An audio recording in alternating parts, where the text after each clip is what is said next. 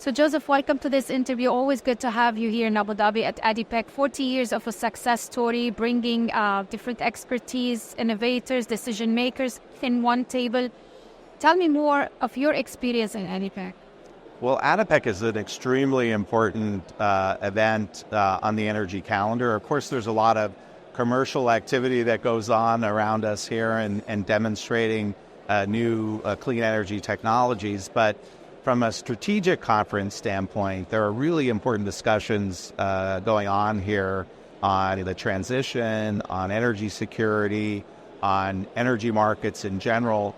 And I think, that it sets the agenda, I think, as we're going into COP and we're going into the end of the year. Also, I think with this change in leadership in the United States, it's going to have an impact there. There's a lot of discussions going on about that. But I think the biggest thing for me is that ADIPEC and the UAE and other countries in this region have a very special role to play, not just in energy markets, but also in terms of clean energy and the transition. And, on one hand, they have to be trailblazers on investing in clean energy technologies and implementing and deploying technologies to reduce emissions and investment in clean technologies. But at the same time, they have to also invest and produce hydrocarbon supplies to power the world economy, to grow the economy and meet the energy needs of the economy until we have replacement technologies for hydrocarbons. So they have a very special role, and the UAE is showing tremendous leadership. Other countries in the region, Saudi Arabia, Kuwait, and Qatar are also engaged in the same way. And the world is benefiting from their leadership in terms of the strategic discussions on these topics, but also on their leadership in terms of, demonstrating their commitment to the transition and also addressing energy security.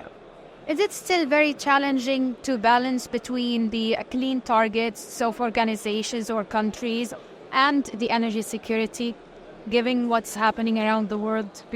Well, I think the energy crisis has sort of underscored the need for energy security, but I don't think the two are mutually exclusive.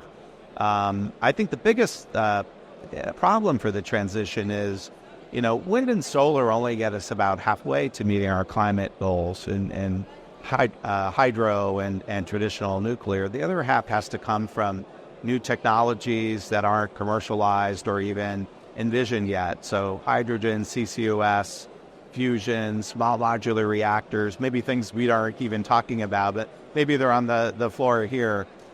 So the point is, until those technologies are ready, we have to keep investing in hydrocarbons, and not just for the sake of keeping the world economy going, but to keep prices in check, because people that call for no new investment in oil and gas are really undermining the transition, because all it does is increase prices and volatility, and that really undermines public support for the transition.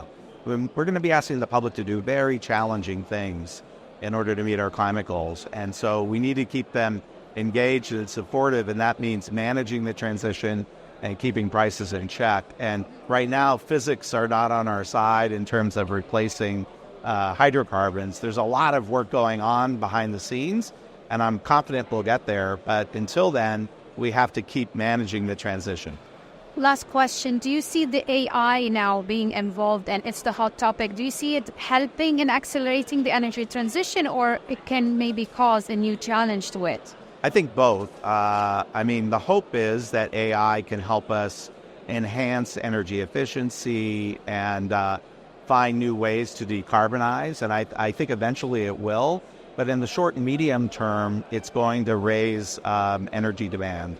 And, all of the energy outlooks that we're talking about from different organizations and companies are really obsolete, because none of them really take into account AI. It's almost impossible to take into account AI in a very credible way.